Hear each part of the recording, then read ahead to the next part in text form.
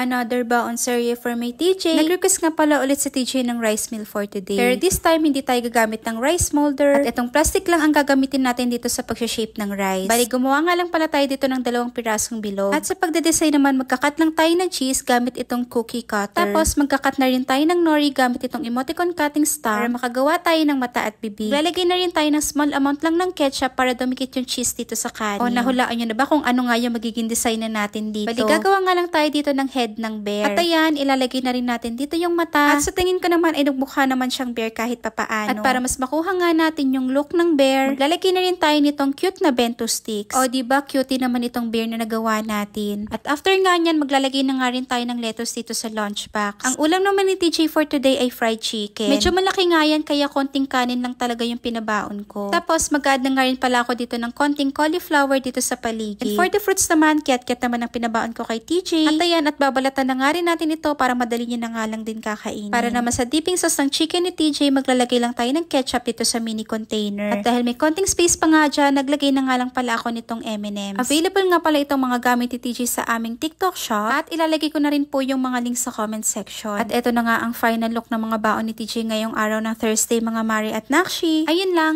bye!